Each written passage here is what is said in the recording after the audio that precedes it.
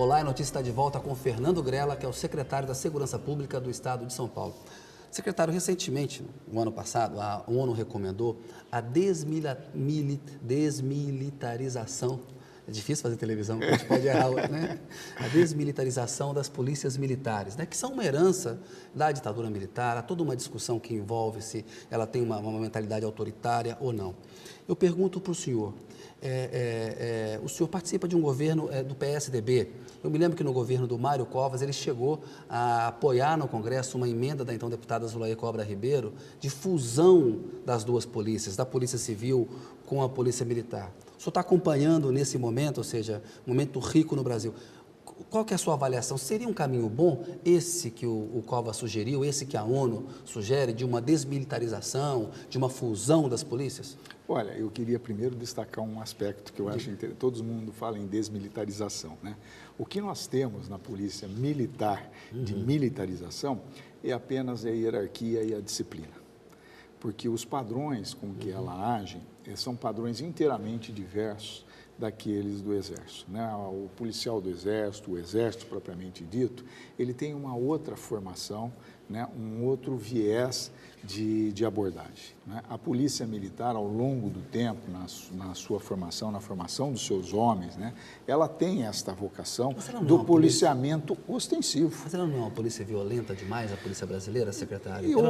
A gente vê na periferia os casos, ou seja, que é uma polícia que mata muito na comparação com outros lugares do mundo. Não é uma polícia violenta brasileira? Sim, esse é um processo, mas que não decorre, evidentemente, do fato dela ser taxada de militar e dela ter essa hierarquia. É um processo que depende muito mais da vontade política de controlar, da instituição controlar, do governo controlar, de exigir apuração e de punir os abusos, né?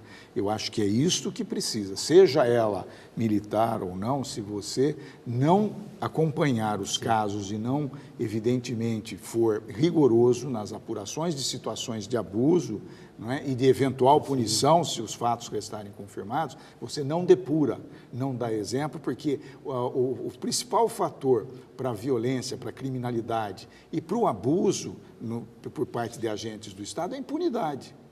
A impunidade. Não é o fato de você ter uma característica militar em termos de disciplina e de hierarquia, né? É a falta mesmo de apuração e de punição, né? E isto a gente não tem visto, não tem faltado, né? Por parte nós temos reiterados casos em que a própria corregedoria, o governo tem acompanhado isso, de punição, de expulsão de inúmeros policiais. Agora, este é um processo, não é uma coisa que se faz num passe de mágica, num espaço curto de tempo. É um processo que demanda tempo, que tem a ver com o próprio curso de informação, né, e com uma política de Estado. Mas o senhor tem simpatia pela ideia da fusão ou acha que como está bom? Eu acredito que não sou contra, não é este o problema. Eu acho que nós temos que percorrer uma fase antes de uma eventual fusão. É a integração. Isso está acontecendo em São Paulo? Está acontecendo em São Paulo. Porque a gente vê muita notícia, sabe, secretário, de que a Polícia Militar de São Paulo não gosta da Polícia Civil, os delegados se manifestam de uma maneira, a PM se manifesta de outra, bastidores, se tem uma notícia ruim para a Polícia Civil, vamos divulgar rapidamente para a imprensa, a militar faz isso, ou a civil em resposta. Não tem um clima de confronto em São Paulo entre essas duas polícias, não? Não existe mais clima de confronto. É lógico que existem, as duas instituições têm a sua vida, as suas particularidades, tem os probleminhas. O senhor falou que não existe mais, porque existia. Não, eu acho que teve um momento em que isso era mais, ou em um determinado momento, isso se colocou de maneira mais intensa, né? Muito mais clara e muito mais forte. Hoje, o que nós vivemos é um trabalho que começa a partir das cúpulas das polícias a ser integrado, né? Em muitas operações, em muitos acontecimentos, né, as polícias têm atuado junto. Eu tenho feito reuniões bimestrais com os comandantes regionais de polícia. E essas reuniões nossas são precedidas de reuniões nas regiões com os vários comandos em hierarquia.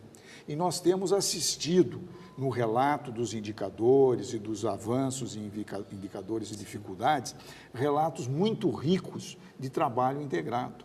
Por que razão? Porque hoje já se começa a colocar consciência em todos os setores da polícia de que a sociedade né? Ela quer este resultado de atuação integrada. A sociedade não quer polícias atuando aí estanquemente, cada uma no seu campo. Ela quer uma conjugação de forças, ela quer melhores resultados e, evidentemente, que os melhores resultados só advirão se as polícias trocarem informações e estiverem juntas naqueles temas mais sensíveis. E isto, felizmente, nós temos visto acontecer e crescendo, de maneira aí a se expandir e se tornar, se Deus quiser, uma realidade bastante intensa nas instituições. Embora, como eu digo, são instituições distintas, têm a sua realidade.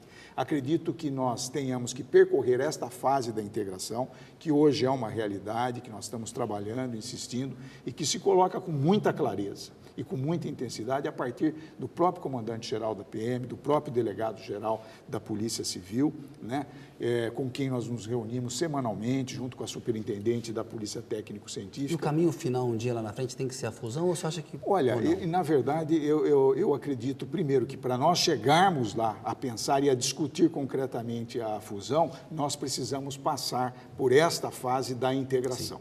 Né? E isto todos começam a ganhar consciência de que é importante. Porque, como eu disse, a sociedade cobra, ela não quer as polícias separadas, ela quer as polícias. Nós não precisamos da esfera federal para combater o tráfico de entorpecentes nas fronteiras, nós não precisamos dos municípios para ajudar nas políticas públicas primárias em termos de prevenção. Por que razão as polícias têm que estar separadas? Secretário, Ministério Público, a integração, você tocou num ponto importante. Eu sou membro do Ministério Público. A gente viu na discussão da PEC 37 Perfeito. que as manifestações acabaram por enterrar, mas o Ministério da Justiça e o Congresso estavam tentando chegar a um acordo entre o Ministério Público e a Polícia. A sua opinião, como hoje alguém que é o chefe da Polícia, mas também é integrante do Ministério Público, algum tipo de limitação ou de estabelecer de regras entre o poder de investigação criminal do Ministério Público e das devia ser melhor dosada? Tem que ter alguma modificação nisso? Ou como está hoje, está bom? Eu acredito que a solução para esta situação é a integração. Né? O monopólio da investigação não é bom para ninguém. Nem para a polícia, principalmente para a sociedade, é péssimo para a sociedade. Não é bom para a polícia e não é bom para o Ministério Público. Há inúmeras situações graves que o Ministério Público não vai investigar e não vai esclarecer. Né? O papel da polícia é fundamental. E há inúmeras situações de ilícitos penais também, que sem a participação do Ministério Público, o êxito é muito remoto, muito difícil. Então, esta compreensão a gente tem que ter. Não é? É preciso que haja um trabalho integrado, mas isto não quer dizer que uma instituição seja melhor do que a outra. Não, né? Ela se completa. Eu acho que a Polícia Civil exerce um papel relevantíssimo. Nós temos visto exemplos aí claros e reiterados de esclarecimentos de crimes de latrocínios, de homicídios, de roubos, quadrilha, caixa eletrônica, uma série de fatos que impactam a sensação de segurança, e um trabalho maravilhoso da Polícia Civil, sustentado pela Polícia Militar no aparato aí ostensivo, né, preventivo, né, e, portanto, não há demérito nenhum à Polícia Civil no fato do Ministério Público, não é, poder investigar determinadas ações e, muitas vezes, até mesmo junto com a própria Polícia Civil. Secretário, o seu antecessor, Antônio Ferreira Pinto, não tinha uma boa relação com o ministro da Justiça, o José Eduardo Martins Cardoso. Eu pergunto para o senhor, a sua relação com o José Eduardo Martins Cardoso, ela é melhor do que a do seu antecessor? O senhor está satisfeito com os contatos que tem tido com o Ministério da Justiça? Porque, de vez ou outra, a gente vê um estranhamento ali, tanto da parte da Polícia Federal e do Ministério da Justiça em relação a São Paulo e de São Paulo em relação às autoridades federais. Eu acho que a gente tem uma responsabilidade aí de Estado, né? De dirigir, de auxiliar na condução de uma política na pasta de segurança pública. Né? Eu sempre tive uma relação muito boa com o ministro, continuo tendo, né? Não vejo dificuldade nesse diálogo. Aliás, quando assumi a pasta, já havia termos de cooperação firmados pelo meu antecessor com o ministro da Justiça, pelo governo do Estado, pelo governador também, e nós estamos dando prosseguimento a estes atos que se colocaram. Né? Eu acredito que não há dificuldade, não tem dificuldade de relacionamento com ele, com outros setores da área federal e mesmo da área municipal. E a opinião do senhor sobre o trabalho do Fernando Haddad em relação à segurança pública em São Paulo? A parte que lhe cabe, ele tem feito bem? Na verdade, eu acredito que está num bom encaminhamento. O governador Geraldo Alckmin firmou com ele em janeiro uma série de termos de cooperação, de ajustes, né, de colaboração, um deles na área de segurança pública, né, prevendo uma série de ações como colocação de câmaras de segurança, superação de pontos de iluminação pública, que são detectados pela Polícia Militar e que, a título de colaboração, são repassados para a Prefeitura Municipal para que ela possa planejar, agir e superar aquelas deficiências de iluminação. Enfim, ações dessa natureza, a própria operação delegada, né? Então, já existe um pacto aí, um trabalho conjunto sendo feito e que pode se ampliar. As manifestações aí colocaram os dois em dificuldade, ou seja, com todas as autoridades brasileiras, a gente viu nas pesquisas, todo governante perdeu capital político. O fato de o Alckmin e de o Fernando Haddad, apesar de partidos distintos, que brigam lá em Brasília, brigam também aqui em São Paulo pelo poder, a manifestação acabou aproximando um pouco os dois politicamente? Olha, temos que agir juntos, senão estamos os dois fritos aqui, não? Na verdade, eu acredito que não, porque essa disposição de trabalhar em conjunto, nós pudemos testemunhar, como eu disse, em janeiro já, né, onde ali se colocou formalmente um primeiro ato de cooperação entre a Prefeitura Municipal de São Paulo, o Governo do Estado, né? Outros atos nós assistimos, outros eventos, então já havia essa disposição, tanto do governador Geraldo Alckmin como do prefeito. Mas as manifestações deram uma ajudinha, secretário. Na verdade, a manifestação, na verdade, elas se tornaram um fato novo, uma realidade social inteiramente nova, né? Nós podemos dizer que é uma outra fase, né, da vida pública brasileira a partir desse momento, né? E, sem dúvida nenhuma, não deixa de ser um aprendizado para todos. E numa hora dessa, você deixa um pouco a disputa política de lado e tem que lidar com os problemas reais. Você tem que a disputa política ela é legítima e ela acontece, ela é parte da política. Sob pena de você subestimar a vontade popular. Tá certo. Secretário, eu sei que o senhor não era secretário na época do episódio do Pinheirinho, era o seu antecessor, Antônio Ferreira Pinto. Eu quero voltar nesse ponto, até para a gente voltar um pouquinho na questão da violência, porque o senhor tem dito, né, que não é a questão da militarização que torna as polícias violentas e tudo, mas naquele episódio, por exemplo, aquela estratégia toda de desocupação, começando muito cedo, sem avisar a comunidade, disparo de arma de fogo, aquilo parecia uma intervenção muito mais tipicamente militar, de um exército enfrentando o outro, do que de uma polícia para lidar, cumprindo uma ordem judicial, que muitos também questionam que poderia ter sido cumprida de outra forma, mas de uma polícia que tem que lidar com cidadãos. Olhando para esse episódio também, para registro histórico, ali a polícia não cometeu um erro, não houve exagero ali? Olha, eu queria primeiro colocar o seguinte, este fato é objeto de uma apuração no âmbito da Polícia Militar, da Corregedoria, para ver se ocorreram excessos ou não, e se ocorreram, eles serão punidos. Tá? Em primeiro lugar. Chave aí a punição, né, secretário? Em segundo lugar, eu queria lembrar o seguinte, a Polícia Militar ali não agiu por decisão própria, ela agiu por decisão em cumprimento de uma ordem judicial. Ela foi convocada a dar cumprimento a uma ordem judicial. Portanto, ela não tinha opção entre fazer e não fazer. Ao cumprir, desculpe interromper o senhor, é só porque eu acho que é importante.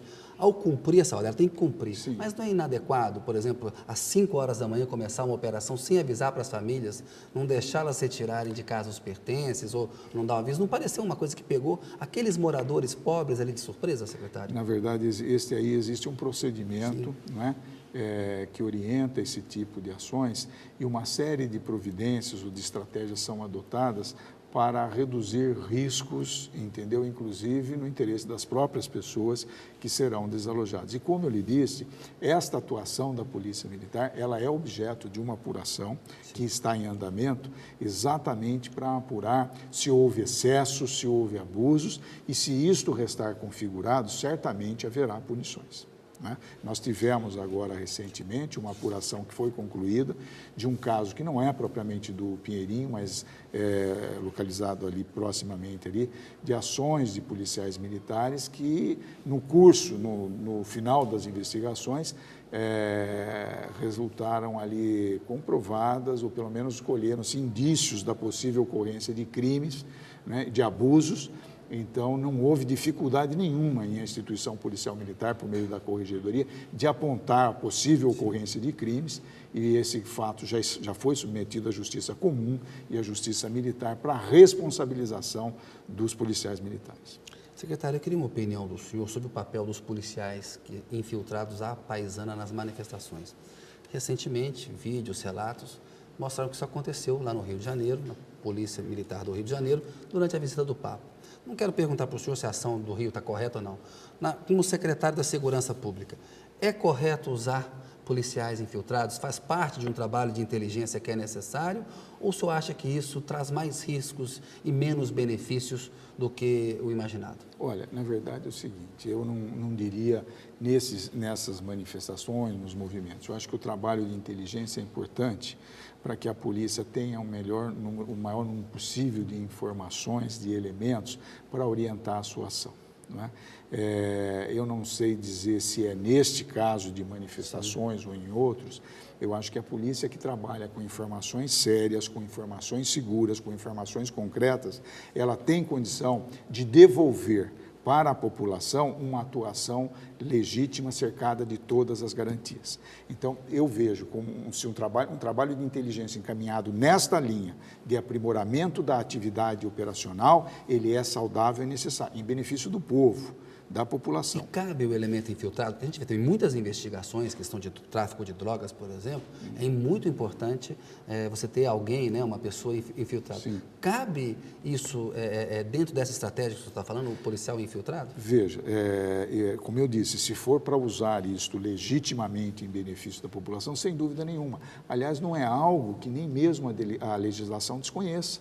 Nós temos na legislação própria de crime organizado, né, a infiltração, que deve ser autorizada judicialmente, em que o agente policial pode, né, participar, entre aspas, de uma quadrilha para conhecer, né, os procedimentos do bando, do quadrilha, do crime organizado, enfim. É um acompanhamento que se faz, né, no seio de um grupo criminoso com autorização judicial. Então, isso é uma demonstração de que a própria legislação, nesse caso, reconhece o método como legítimo, inclusive como prova.